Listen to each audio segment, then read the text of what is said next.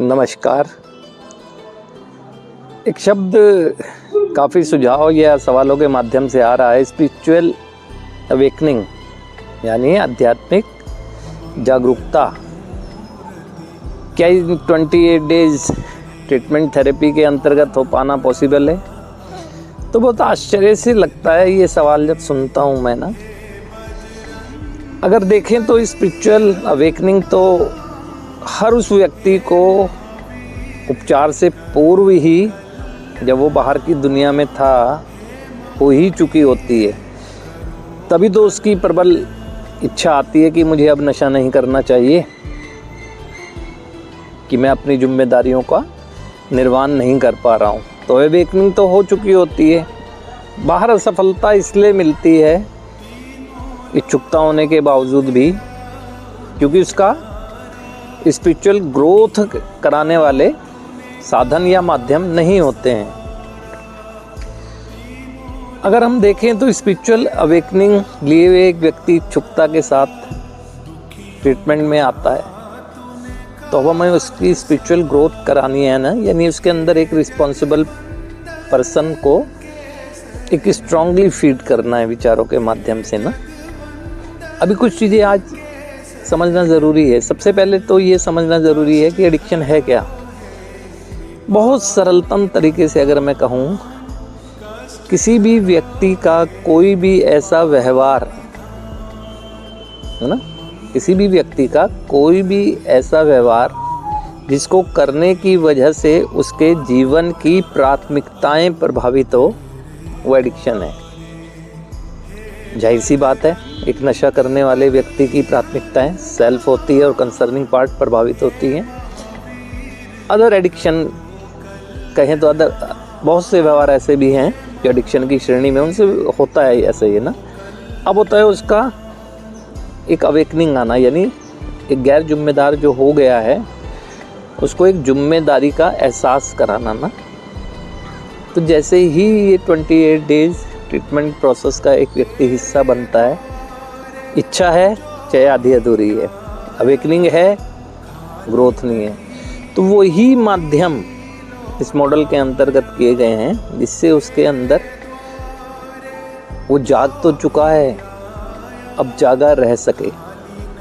इसीलिए मैं बार बार कह रहा हूँ कि उसको उसके नज़दीक लाना है। और 12 कदमों की उपचार पद्धति का जो उद्देश्य है वो ये है ही कि इन कदमों के माध्यम से स्वयं को समझना और स्वयं को समझकर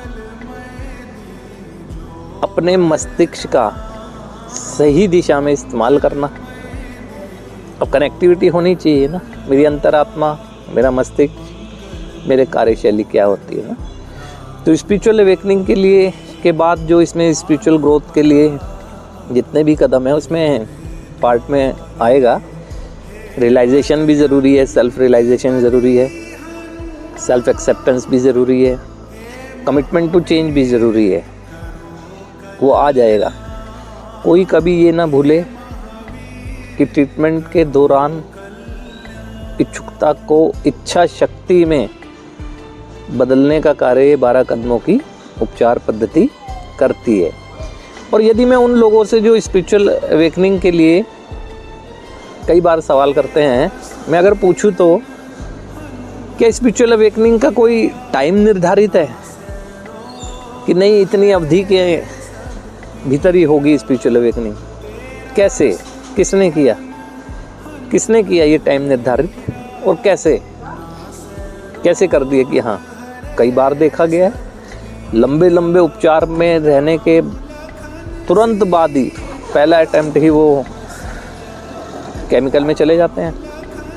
तो लंबे ट्रीटमेंट के बाद भी, और कुछ वो देखा गया है कि बहुत कम अवधि में रहने के बाद ही। तो अंतर क्या चीज़ का आ रहा है? अंतर इस बात का आ रहा है कि उसको ऐसा क्या मिलने लगा है जिसे वो कैच करने लगा है मेंटली एक कंफर्टेबल रहते हुए, जिसके कारण उसकी जो बाहर एक सिचुएशन की वजह से इच्छुकता आई थी, और सिचुएशन की वजह से इच्छुकता ना होकर वो एक इच्छा शक्ति में बदलने लगी है। वो अपने सेल्फ के प्रति रिस्पॉन्सिबल हो रहा है, फैमिली के प्रति रिस्पॉन्सिबल हो रहा है, फैमिली फर्स्ट की फीलिंग के साथ चल रहा है, जिस भी कार्य क्षेत्र में वो जाना चाह रहा है जल्दबाजी नहीं कर रहा है, चूज़ कर रहा है, डिस्कशन कर रहा है, ये सभी पार्ट होंगे इस 28 डेज थेरेपी में।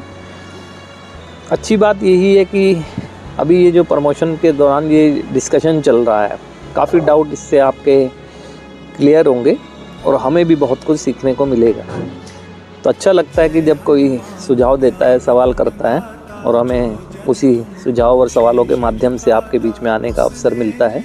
हम अपने यही प्रयास करते रहेंगे कि समाज की समस्या को ज़ीरो तो नहीं किया जा सकता, लेकिन जो ये समस्या की गति अभी थमी है ना, ये और स्लो हो, इतनी अवेयरनेस ला दी जाए परिवारों में, समाज में, और जो हम तक आ जाता है उनको, कि वो एक मैसेंजर का काम करें। यहाँ से जाने के बाद जो इस दिशा में ट्रैप हो गया है उसको पहले ही ऐसे चीज़ें रहें उसके मस्तिष्क में जिससे वो बाहर ही अवेयर हो जाए। हमारा उद्देश्य बिल्कुल स्पष्ट है, नशा मुक्त स्वच्छ समाज की परिकल्पना लेकर हम ये कार्य कर रहे हैं। इसी वजह से हम अब कार्य वहाँ प्रारंभ किए हैं 5th स्टैंडर्ड तक ना। लग सकता है कि क्यों समझाया जा रहा है इनको, नहीं, 5th स्टैंडर्ड तक के बच्चों को वो चीज़ें बतानी शुरू की। और तो और जगह तो हम जा ही रहे हैं, ऑफिस में जाते हैं, समाज के बीच में जाते हैं, जा ही रहे हैं। हमारा जो एक प्रयास है वो यही है कि सब खुश रहें, कोई नशे में ट्रैप जाने अनजाने में ना हो जाए और उनके परिवार भी खुश रहें। तो आप अपने सुझाव और सवाल के माध्यम से हमसे संपर्क करते रहें। हम इसी तरह जब जब समय लगेगा आपके बीच में आते रहेंगे। धन्यवाद, नमस्कार।